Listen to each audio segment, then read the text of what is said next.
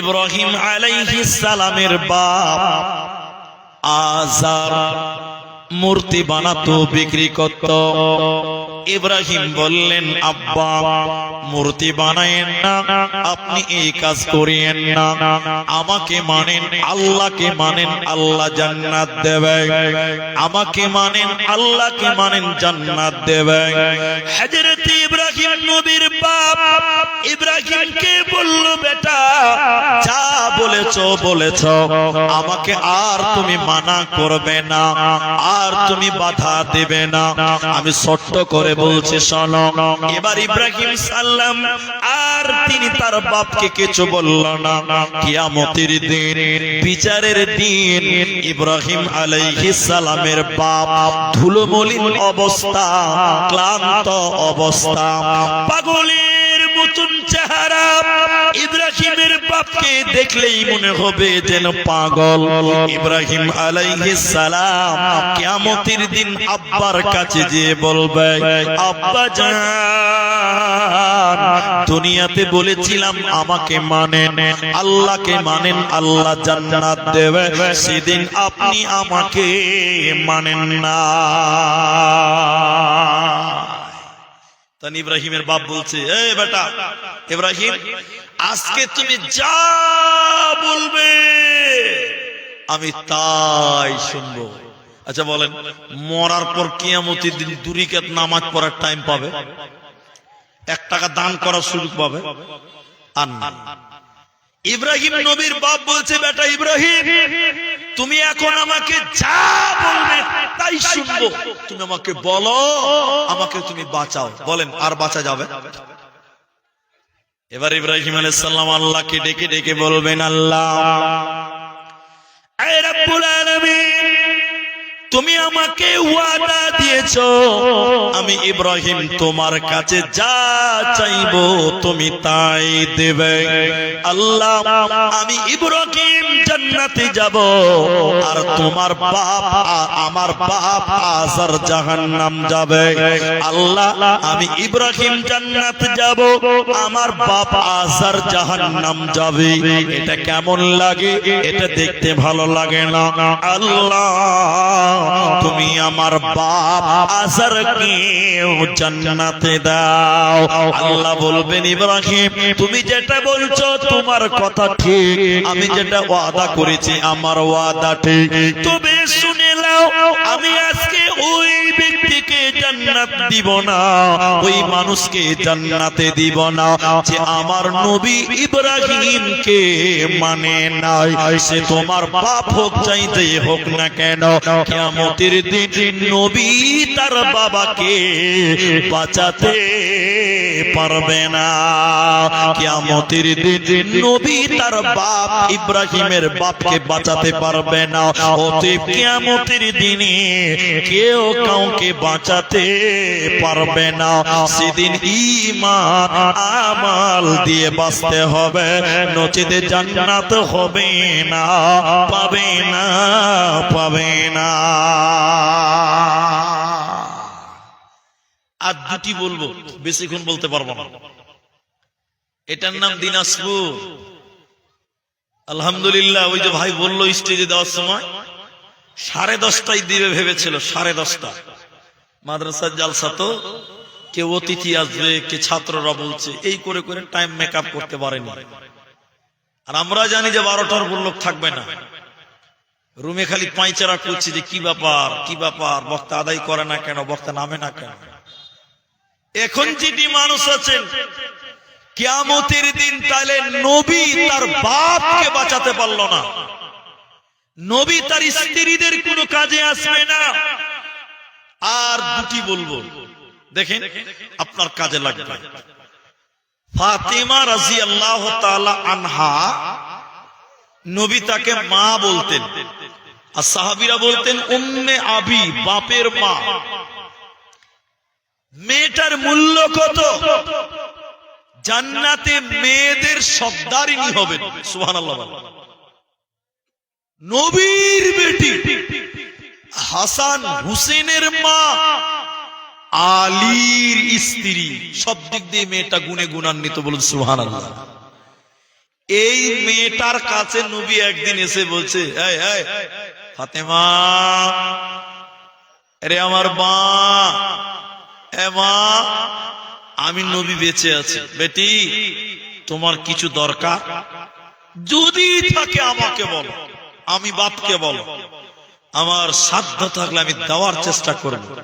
কিন্তু বেটি, কিয়ামতের দিনে তুমি যদি আব্বা আব্বা নবী মুহাম্মদ এই বলে চিল্লিয়ে মারা যাও, কিয়ামতের দিন আমি নবী বাপ হিসাবে তোমার কোন কাজে আসব?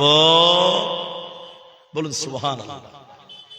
কেউ নেই, কেউ নেই, কেউ নেই, একমাত্র নিজের আমল আর বিশ্ব নবী তার অরিজিনাল উম্মতের জন্য সুপারিশ করবেন। দেখেন আরেকটু সময়, সূরা তাহরিমের ভিতরে আল্লাহ কোরআনে বললেন, কিয়ামতের দিন দুইজন নবী তার বিবিদের জাহান্নাম যেতে দেখবে। দুইজন নবী তাদের স্ত্রীরা জাহান্নাম যাবে, নবী হয়ে তার স্ত্রীদের বাঁচাতে পারবে না। কোরআনে সূরা তাহরিমের ভিতরে আল্লাহ বলেন, এক নাম্বার ইমরাআতুন নূহ, হযরতে নূহ আলাইহিস সালাম আর হযরতে লূত আলাইহিস সালাম, এই দুইজন নবী কিয়ামতের দিন তার স্ত্রীদেরকে জাহান্নাম দেবে, ওদের স্ত্রীগণ জাহান্নাম যাবে, তারা নবী হয়ে নিজের বিবিদেরকে জাহান্নাম থেকে বাঁচাতে পারবে না। তাহলে দুনিয়াতে যত সম্পর্ক আছে এই দুনিয়াতে শেষ হয়ে যাবে, মরার পর এই সম্পর্ক কোনো কাজে আসবে না। খেটেছি যাদের তরে তারা আজ কত দূরে, নেয় না খোঁজ মোর কঠিন কবরে, গেল সব ভুলে বিবি মেয়ে ছেলে, মা বাপ ভাই বোন সবাই গেল সরে। ও আমি যাদের তোরে বাঁধলাম ঘর গো, ও আমি যাদের তোরে বাঁধলাম ঘর, পর হলো আজ মরে, পর হলো আজ মরে কঠিন কবরে। ও গো আমার আল্লাহ, থাকবো কেমন ধারে কঠিন কবরে, ও গো আমার আল্লাহ। যাদের জন্য করলেন কামাই, যাদের জন্য আল্লাহকে ভুলে গেছিলেন, এই লোকেরাই আপনাকে ফাঁকি দিবে, এই লোকেরা আপনার কোনো কাজে আসবে না। তাহলে ছেলে মেয়ে ভাই বোন আল্লাহ বলছেন শোনো, আল্লাহ বলছেন ও সাহিবাতিহি ওয়া বানি লিকুল্লি ইমরিম মিনহুম ইয়াউমাইদিন শাআনু ইউগনি, সেদিন মানুষেরা নিজেকে নিয়ে ব্যস্ত হবে, নিজেকে নিয়ে ব্যস্ত হবে। তাহলে একবার আপনারা বলেন, একবার কিয়ামতের দিন তাহলে আমাদের জন্য কেউ দুনিয়ার কোনো কাজে আসবে? বলেন না। কিন্তু এবার আপনাকে বলি, আপনি যে ছেলে জন্ম দিয়েছেন, মেয়ে জন্ম দিয়েছেন, কিয়ামতের দিন এরা কোনো কাজে আসবে না, কিন্তু এরা আপনার উপকার করতে পারে কবরে। এরা আপনার উপকার করতে পারে কোথায়? বলেন বলেন। আপনি মারা গেছেন, আপনার ছেলে মেয়েরা আপনার জন্য উপকার করতে পারবে, এটা সত্য কথা বলছি, কেউ রাগ করবেন না। এখন ছেলে পেলে যদি বাপ মরে যায়, মা মরে যায়, তো মুলি সাহেবকে কানতে কানতে এসে বলছে, মুলি সাহেব তাড়াতাড়ি মাটি দিয়ে দাও। তো তাড়াতাড়ি ভালো, কিন্তু ও যে নিয়তে তাড়াতাড়ি বলছে এই নিয়তটা ভালো না। কথা বুঝতে পারলেন? তাড়াতাড়ি মাটি দিতে বলছে কেন জানেন? ওই যে মুলি সাহেব সারা রাত আমার বাপকে কে পাহারা দিবে, তাড়াতাড়ি মাটি দিয়ে দাও।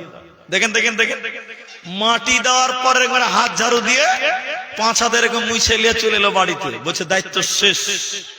কিন্তু বলেন বাপকে মাটি দিলে দায়িত্ব শেষ, আর কোন কাজ নেই? এটা বলেন আর কাজ নাই? আমার বাপ মরে গেছে 5 বছর হয়ে গেছে, 5 বছর, আবার বাপ মরে।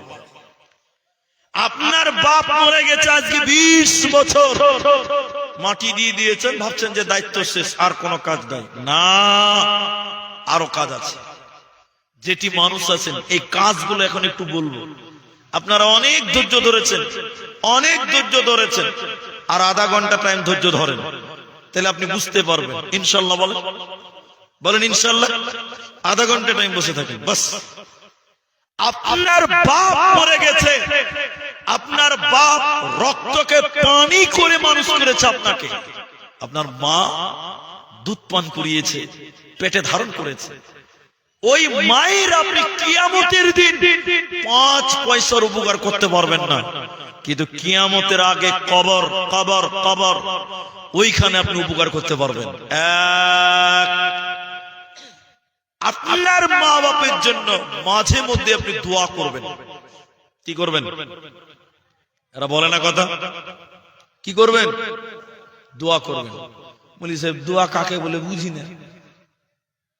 বাপ 20 বছর মারা গেছে, একদিনও বাপের জন্য হাত তুলে দোয়া করতে পারলেন না, অথচ মুহাম্মদ সাল্লাল্লাহু আলাইহি ওয়াসাল্লাম বললেন, তোমার বাপ তোমাকে জন্ম দিয়েছে, তোমার বাপ পেটে ধারণ করেছে, দুধ পান করিয়েছে, পায়খানা সাফ করেছে, ওই মা কবরে চলে গেছে। আওয়ালাদুন সালিহুন ইয়াদউ লাহু, ছেলে মেয়েরা যদি মা বাপের জন্য দোয়া করে, এই দোয়া ওই কবরে পৌঁছে যায়, আল্লাহ কবুল করে নাই। জোরে জোরে বলুন সুবহানাল্লাহ। তাহলে মা বাপ কিয়ামতের দিন আপনি কাজে আসবেন না, কিন্তু কবরে তারা বিপদে আছে, মুসিবতে আছে, আযাব হয়।